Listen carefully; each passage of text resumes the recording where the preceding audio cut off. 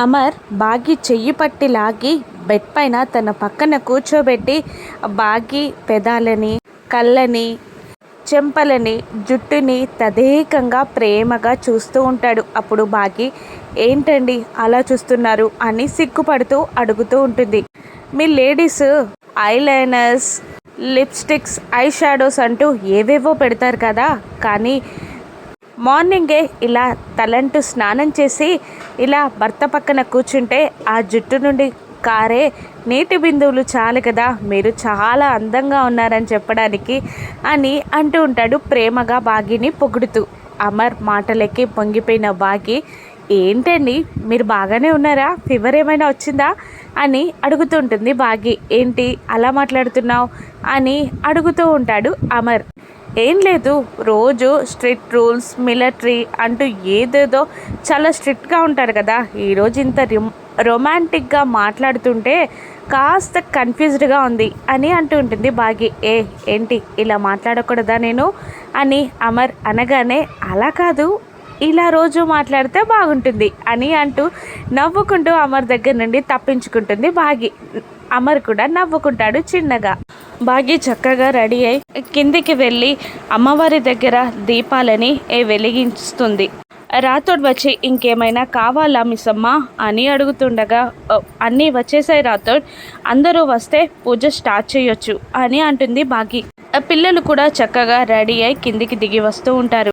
అదిగో పిల్లలు వస్తున్నారు అని రాతోడ్ అనగానే బాగి పైకి లేచి, చాలా బాగా రెడీ అయ్యారు, ఈరోజు నా హెల్ప్ లేకుండానే సూపర్గా రెడీ అయ్యారు కదా అని బాగి అనడంతో, అమ్ము ఇక నీ హెల్ప్ మాకు అవసరం లేదు, నా చెల్లి తమ్ముణ్ణి కూడా నేనే చూసుకుంటాను అని కోపంగా విసురుగా అంటూ ఉంటుంది. అమ్ము అని అంటాడు రాతోడ్.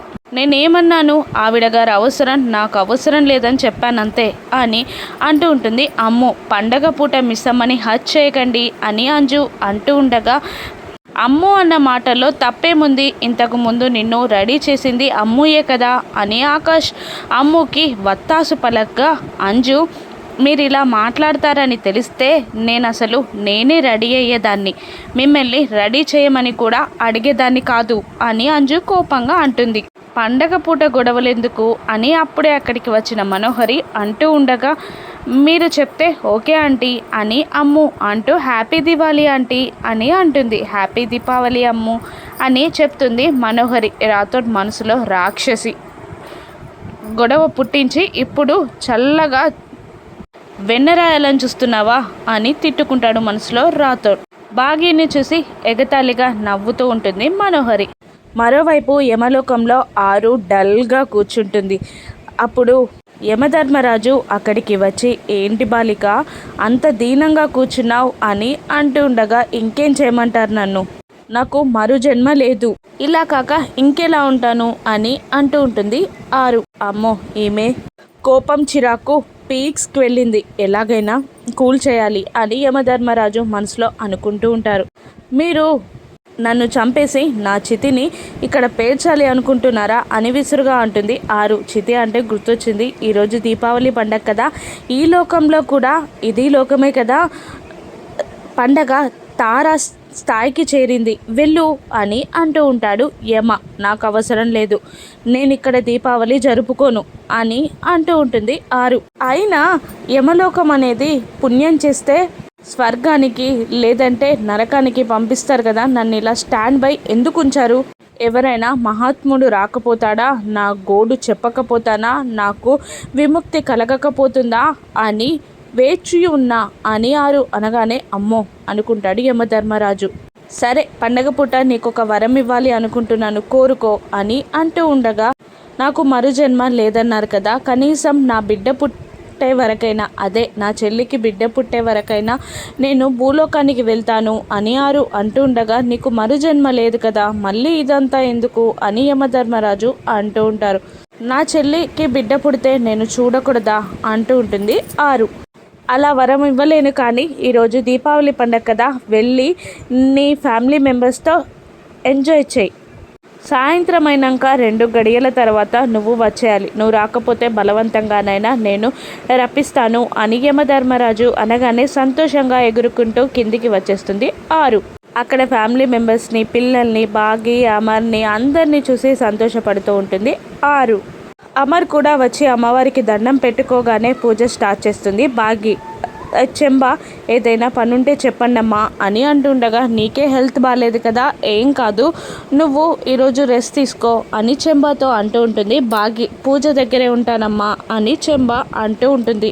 ఏదో ప్లాన్ చేస్తానన్నావు కదా అని చెంబ మనోహరిని అడుగుతూ ఉండగా, చెప్తాను తర్వాత, పూజ అయిపోయాక నా పని స్టార్ట్ చేస్తా, పూజలు మధ్యలో వెళ్ళిపోతా అని మనోహరి అనగానే, ఎక్కువగా మాట్లాడకు అని చెంబాకి వార్నింగ్ ఇస్తుంది మనోహరి. ఇక పూజ స్టార్ట్ కాగానే మనోహరి పైకి వెళ్తుంది. ఇదెందుకు పైకి వెళ్ళింది అని ఆరు పైకి వెళ్తుంది. అప్పుడు బాగి కబ్బోర్డ్లో నుండి ఒక చీర మనోహరి బయటికి తీయడం చూసిన ఆరు, బాగి చీరతో ఏం చేస్తున్నావే, అది అందులో పెట్టు, తనకేం హాని చేయకు అని అంటూ ఉంటుంది ఆరు మనోహరితో. కానీ ఆరు మాటలు మనోహరికి వినబడవు. దాంతో కిందికి వచ్చి, ఎవండి, అది బాగి చీర తీసింది, ఏదో కుట్ర చేస్తుంది, వెళ్ళాపండి అని అంటున్న అమర్ కూడా వినిపించుకోడు. రాతోడికి పిల్లలకి కూడా తన గోడు వెళ్ళగక్కున్నా కూడా ప్రయోజనం ఉండదు. అమ్మా నువ్వే కరుణించు తల్లి అని ఆరు అమ్మవారిని వేడుకోగానే, టైం ఎంతైంది అని చేతికి చూసుకుంటాడు అమర్. కానీ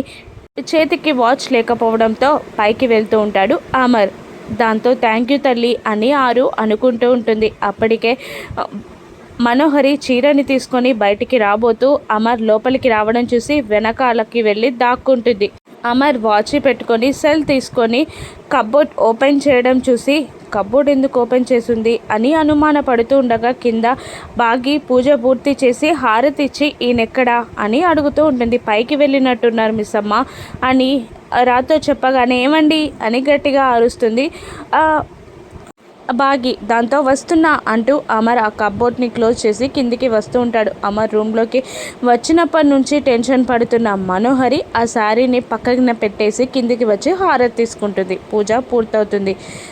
ఏం ప్లాన్ చేసావు, ఈ చీర కావాలంటే షాప్లో కొనుక్కోవచ్చు కదా, ఇంత దొంగతనం చేయడం ఏంటి అని చీర పట్టుకొని మనోహరి రూమ్లోకి రాగానే చెంబ అంటూ ఉండగా, చెప్తా నాగు అంటూ ఒక క్లాత్ తీసుకోమని మనోహరి అనగానే చెంబ ఒక క్లాత్ తీసుకొస్తుంది. దానికి ఒక స్ప్రే చేస్తుంది మనోహరి. ఇక దాన్ని కాస్త నిప్పంటించగానే అది బగబగా మండుతూ బూడిదైపోతుంది. ఆరు విండో నుండి ఇదంతా చూస్తూ ఉంటుంది. అగ్నిని ఆకర్షించే వాయువా అని చెంబ అనగానే, అవును, ఇది బాగి చీరపై స్ప్రే చేసి ఈవినింగ్ బాగి ఈ చీర కట్టుకునేలా చేసావంటే అది సజీవ దహనం అయిపోతుంది, న్యాచురల్ డెత్ అయిపోతుంది అని మనోహరి అనగానే, నీ కుట్రల ముందు నా మంత్రశక్తి ఏమాత్రం పని చేయవు అని చెంబ అంటూ నవ్వుతూ ఉంటుంది. ఇదంతా విన్న ఆరు, యమధర్మరాజు నన్ను అందుకే కిందికి పంపించాడా అని అనుకొని, ఎలాగైనా నా చెల్లిని కాపాడుకుంటాను, ఎలా కాపాడుకోవాలి,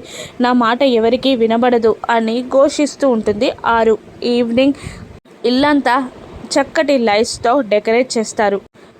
అంజు, అమ్ము ఇద్దరు దీపాలు వెలిగిస్తూ ఉండగా క్రాకర్స్ వెలిగిస్తూ ఉంటారు ఆకాష్, ఆనంద్.